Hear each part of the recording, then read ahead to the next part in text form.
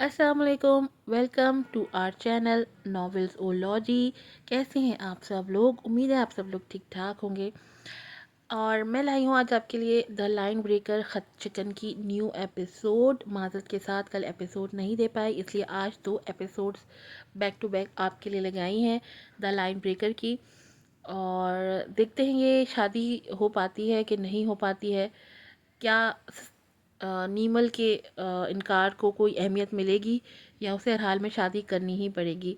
जल्दी से चैनल को सब्सक्राइब कर दें, वीडियो को लाइक कीजिएगा, शेयर कीजिएगा, बेल आइकन को ज़रूर प्रेस कीजिएगा ताकि तमाम एपिसोड्स की नोटिफिकेशंस आपको वक्त पर मिल सकें।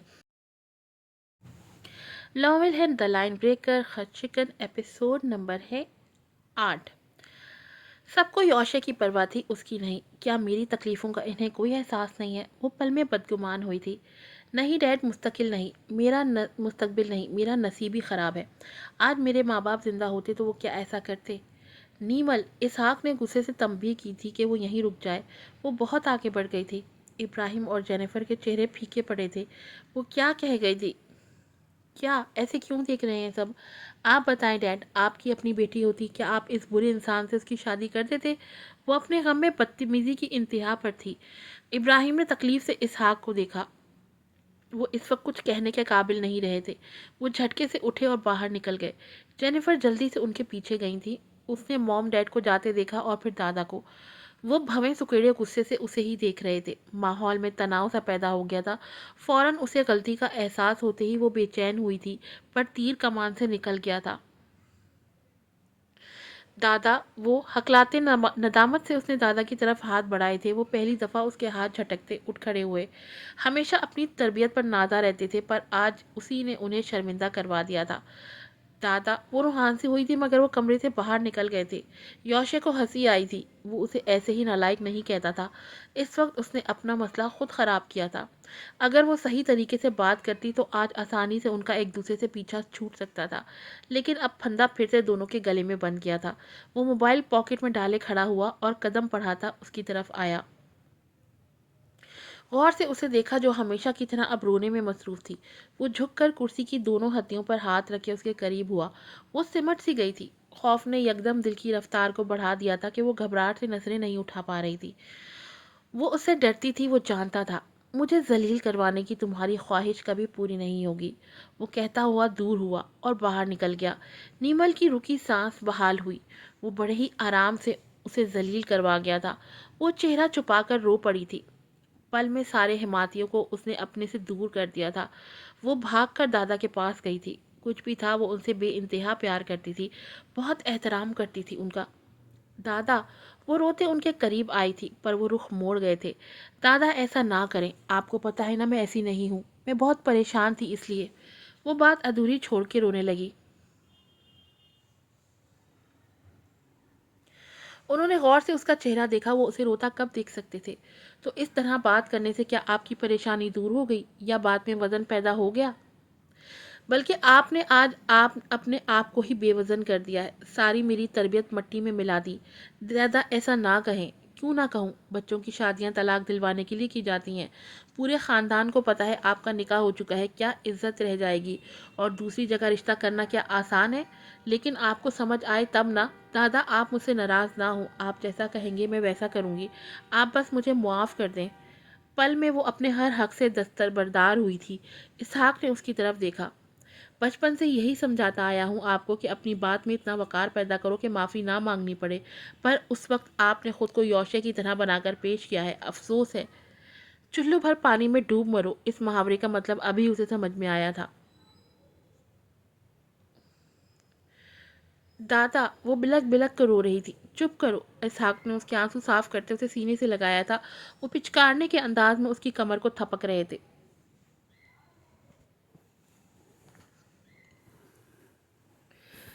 अब वो शर्मिंदा सी इब्राहिम के कमरे में आई थी। वो चुप से सोफे पर बैठे थे। जेनिफर भी उनके साथ ही थी। डैड, मॉम, मैं शर्मिंदा हूँ, मुझे माफ़ कर दें। वो दोनों खामोश थे। वो आहिस्तगी से उनके करीब आते ही फ़ौरन उनके कदमों में बैठ गई। वो दोनों ही चौंके थे। मैं बहुत परेशान थी डैड, नहीं समझ आ रहा था, बस गलती हो गई, मुझे माफ़ कर दें। क्या कभी हमने तुम्हें ऐसा महसूस करवाया है? یا پھر ہمارے پیار میں کوئی کمی دیکھی ہے؟ میں نے ہمیشہ تمہیں یوشے پر بربری دی ہے نا؟ جی۔ وہ ہاں میں گردن ہلاتی سر جھکا کر رو پڑی تھی۔ وہ صحیح کہہ رہے تھے۔ آپ بس مجھے معاف کر دیں، جو کہیں گے میں وہ کروں گی۔ وہ ایک ہی رٹ لیے ہوئے تھے۔ ادھر آؤ، ابراہیم نے اسے اپنے پہلو میں بٹھایا تھا۔ میں تم سے کبھی ناراض نہیں ہو سکتا، پر تکلیف ضرور ہوئی تھی۔ اولاد ہو تم میری، وہ بھی سب سے اچھی والی۔ ہم تمہارے بارے میں فکر مند ہیں، تمہارا گھر بھی آباد دیکھنا چاہتے ہیں اور خوش بھی۔ بھلانا آسان نہیں ہے میرا بیٹا، لیکن یاد رکھ کے بھی کیا فائدہ ہے؟ تم بھی سب باتوں کو بھلا کر نئی زندگی کا آغاز کرو۔ اس نے روتے ہوئے ہاں میں سر ہلا دیا تھا۔ اس کا پاسپورٹ تیار تھا، سیٹ بک کروا لی گئی تھی۔ چھوٹا سا ریسیپشن دے کر اس کی رخصتی کر دی تھی، کیونکہ وقت کم تھا اور حالات بھی کچھ سازگار نہیں تھے۔ حالانکہ ابراہیم کو یہ بات بہت محسوس ہو رہی تھی۔ ہزاروں لوگ ان کے جاننے والے تھے اور پھر خاندان کے اعتراضات اپنی جگہ تھے، پر اس وقت اسحاق ان کی گاڑی کو چلتا ہوا دیکھنا چاہتے تھے۔ یہ اس کی شادی تھی، جیسے بھی ہوئی تھی ہو گئی تھی۔ آج ایک بوجھ کی طرح اسے سر سے اتار کر دوسرے کے سر پر لاد دیا گیا تھا۔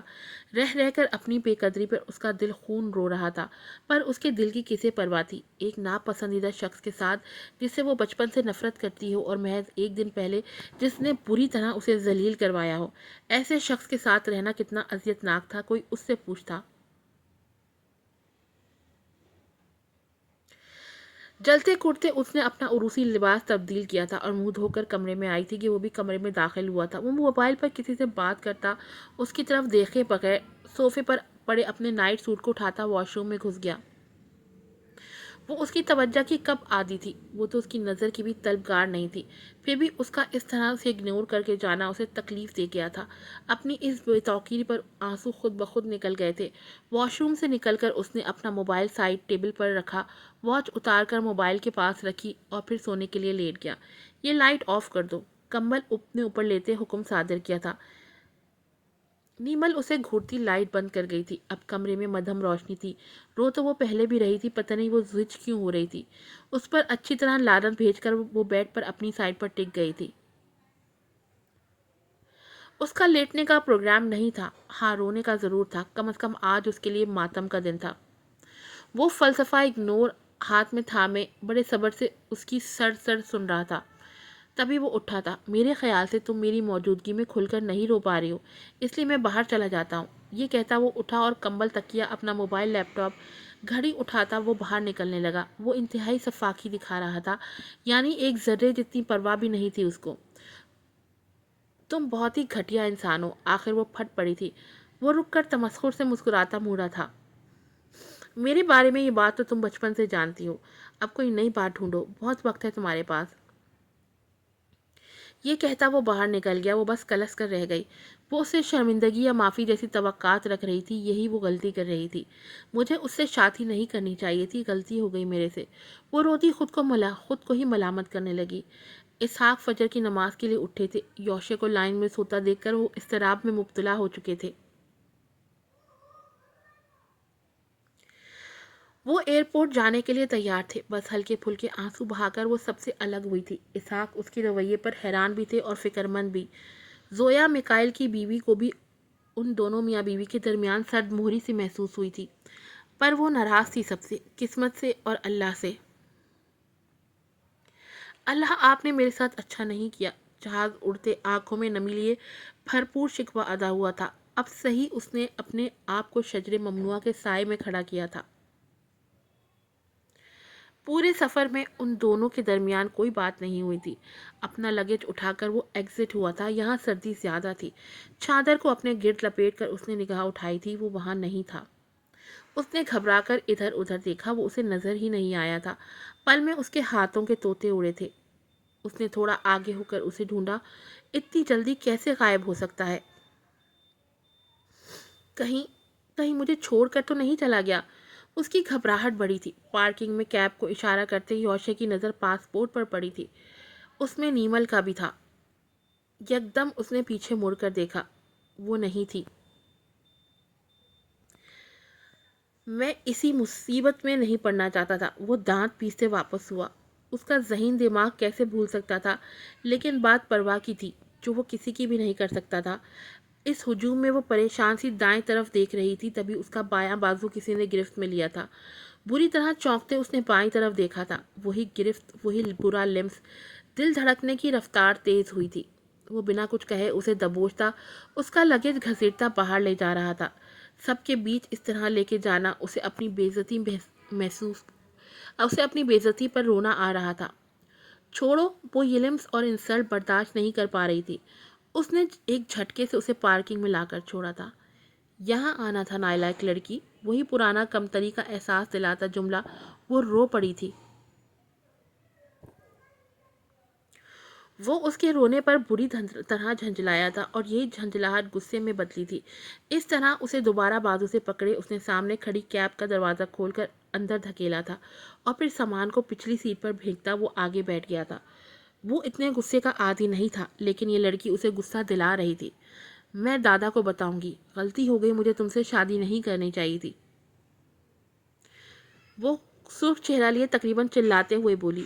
اس کی بات کو اگنور کیے وہ باہر دیکھنے لگا۔ بچپن سے وہ یہ دھمکی سنتا آیا تھا جو آج تک کارگر ثابت نہیں ہوئی تھی۔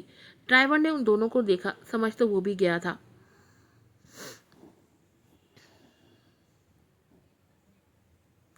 گھر آ کر وہ لگیج سمیت اپنے کمرے میں چلا گیا تھا۔ وہ لاؤنج میں کھڑی تھی، اس کا دل کیا یہیں سے واپس بھاگ جائے، پر اس نے سامان پکڑے اسی کمرے کی طرف قدم بڑھا دیے تھے۔ وہ سامان سائڈ پر رکھتے بیڈ پر بیٹھ گئی تھی۔ وہ اپنے کام میں لگا تھا۔ اس کو دیکھ کر دل جلانے سے بہتر تھا کہ وہ خالی دیوار دیکھ لے۔ اس نے آنکھیں اور توجہ اس پر سے ہٹا لی تھی۔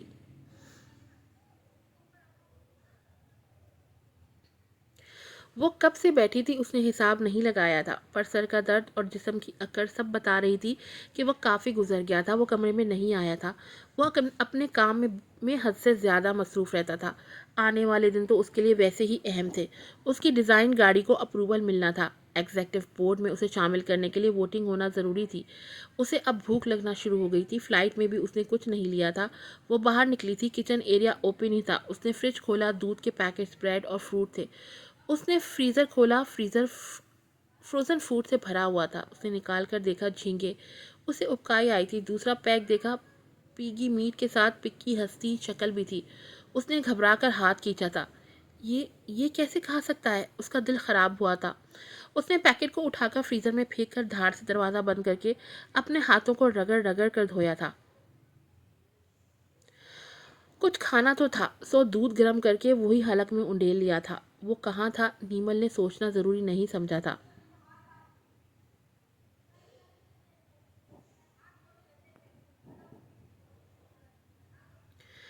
کمرے میں آ کر دادا کو میسج کرتے وہ نہ جانے کتنی دیر ذہنی تھکاوٹ کا شکار رہی تھی۔ اس نے اکتا کر ٹائم دیکھا، 12 بجنے والے تھے۔ اسے اس گھر میں آئے 2.5 گھنٹے ہو چکے تھے۔ بستر پر لیٹتے اس دوران وہ کب سوئی اسے پتہ نہیں چلا تھا۔ وہ اپنا رکا کام نپٹا کر تقریباً 1:30 بجے کمرے میں آیا تھا۔ اتنی لمبی فلائٹ کے باوجود وہ اپنا کام کرنا نہیں بھولا تھا۔ وہ ٹھٹکا تھا، اس سوتے وجود کو دیکھ کر نہیں، بلکہ یہ سوچ کر کہ اب وہ مستقل یہاں رہے گی۔ وہ تنہا رہنے کا عادی تھا اور اب اسے اپنی آزادی خطرے میں لگ رہی تھی۔ صبح کے 9:30 بجے تھے جب اس کی آنکھ کھلی تھی۔ آنکھوں کو مسلتے ہوئے اسے یہی لگا وہ اپنے کمرے میں ہے، لیکن اگلے لمحے منظر واضح ہونے پر وہ سمجھ گئی تھی کہ وہ جہنم میں ہی ہے۔ منہ ہاتھ دھو کر وہ باہر نکل آئی تھی۔ ہر طرف بالکل خاموشی تھی۔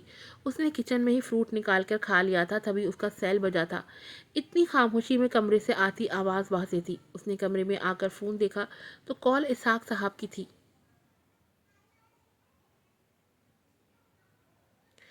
اس کی آنکھیں نم ہو گئی۔ اس کا دل کیا کہ فون اٹھاتے ہی دادا کو سب کچھ بتا دے۔ اس نے فون اٹھایا تھا۔ سلام دعا کے بعد انہوں نے اس کی خیریت معلوم کی تھی۔ اس کے حلق میں نمکین گولا پھنسا تھا۔ وہ اس کی خاموشی کو محسوس کر رہے تھے۔ تم رو رہی ہو؟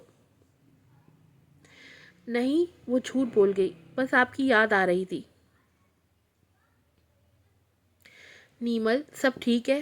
سب غلط ہے، وہ کہہ دینا چاہتی تھی، پر جی ٹھیک ہے 3 لفظوں میں اس نے بات سمیٹ دی تھی۔ وہ سب سمجھ گئے تھے، لیکن انہوں نے اسے کوئی نصیحت نہیں کی تھی، اس سے کچھ اور نہیں پوچھا تھا۔ فون بند ہو گیا تھا۔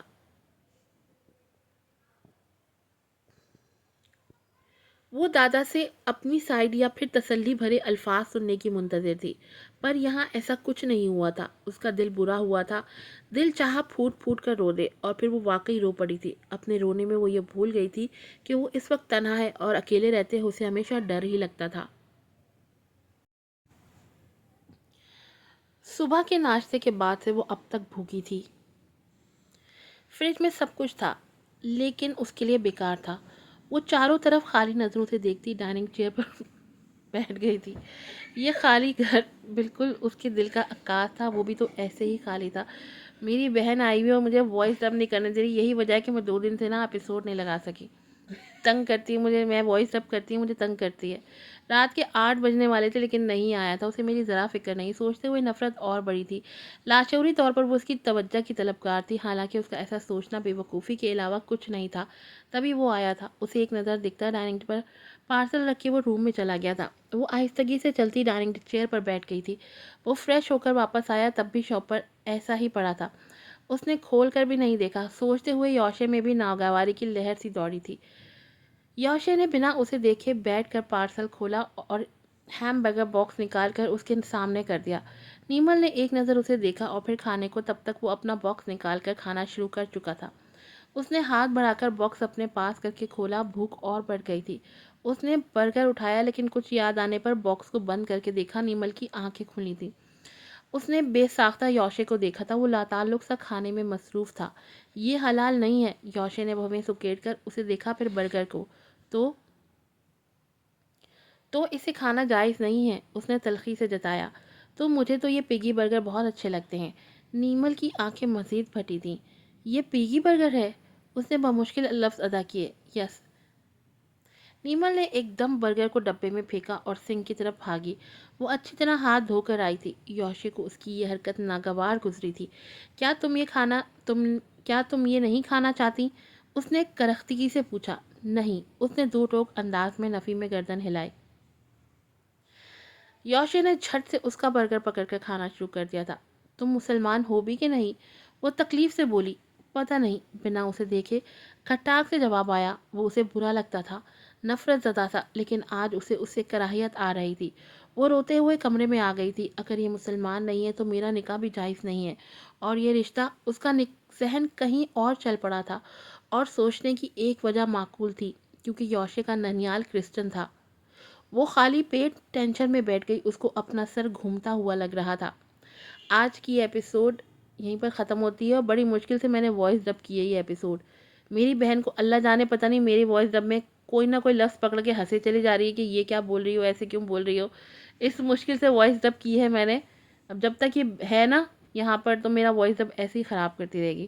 بار بار وائس میں ریپیٹ کر کر کے نہیں ڈب کر سکتی، اتنی ایپیسوڈ ہوتی ہیں ڈب کرنے کے لیے۔ اب میں ہر تھوڑی دیر بعد یہ ہنسا دیتی ہے، اب میں پھر سے اس کو بیک کروں، پھر سے وائس ڈب کروں، ایسا نہیں ہو سکتا۔ اس لیے تھوڑے سے گلیچز اور گھبلے آپ لوگ جو ہے نا اپنے اینڈ پر اس کو اگنور کر دیا کریں۔ ایپیسوڈ پہ ریویو دیجیے گا، اور چینل کو سبسکرائب کیجیے گا، ویڈیو کو لائک کیجیے گا، شیئر کیجیے گا، اور اچھے اچھے ریویوز بھی دیجیے گا۔ پھر ملوں گی آپ سے نئی ایپیسوڈ کے ساتھ۔ السلام علیکم۔